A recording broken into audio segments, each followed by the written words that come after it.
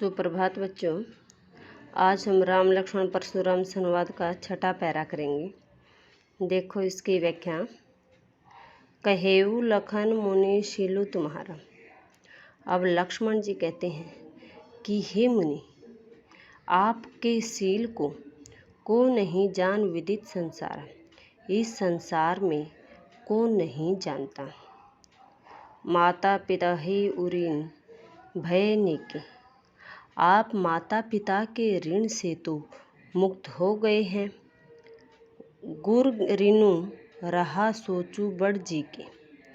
और गुरु का ऋण अभी बाकी है जो बहुत बढ़ गया है।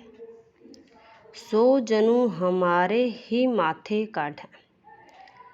आप ऐसा लगता है जैसे वही हमारे ही माथे निकालना चाहते हैं।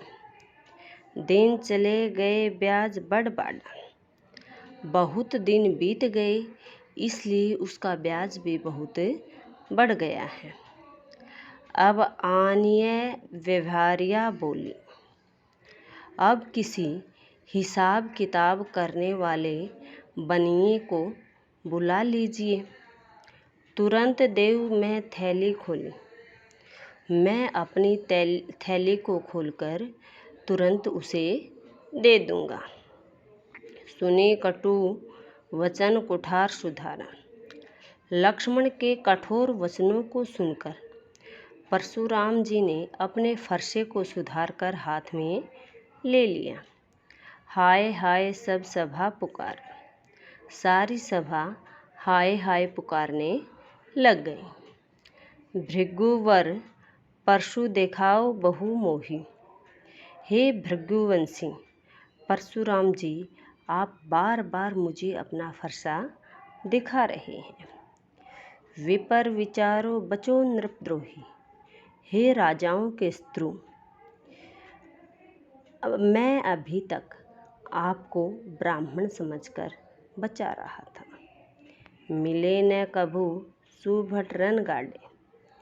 अब तक आपको कोई वीर योद्धा से आपका सामना नहीं हुआ है। दिज देवता घर ही के बाढ़े। हे ब्राह्मण देवता, आप अपने घर में ही बड़े हैं। अनुचित कहे सबु लोग पुकारे। अनुचित है यह कहकर सभी लोग पुकारने लग गए। रघुपति सैनी लखनऊ निवारे।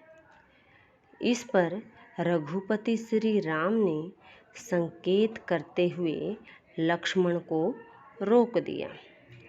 लक्ष्मण उत्तर आहुति श्रीशय भृगुवर कोपु करषाणु। लक्ष्मण के उत्तर आहुति के समान थे। भृगुवर कोपु करषाणु बढ़त देखी।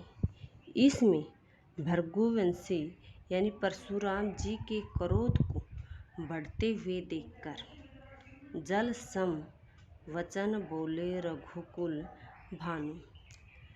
रघुपति श्री राम जी ने शीतल जल के समान वचन कहे। बच्चों, अब इसके शिल्प सौंदर्य के निशान लगाओ। पद पर आधारित सौंदर्य सराहना संबंधी प्रश्न। ये आ जाओ। पहले सबसे पहले आपने शिल्प सौंदर्य लगाना है। इसका ख, ग,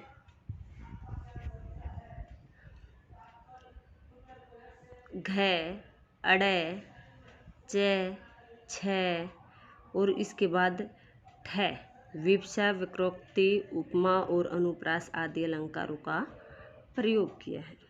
बच्चों, ये आपका शिल्प सौंदर्य है।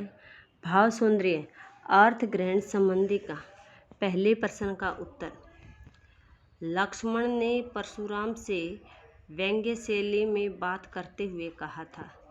ये वाला आपका भाव सौंदर्य है और भाषागत विशेषता आपकी वही रहेगी। धन्यवाद।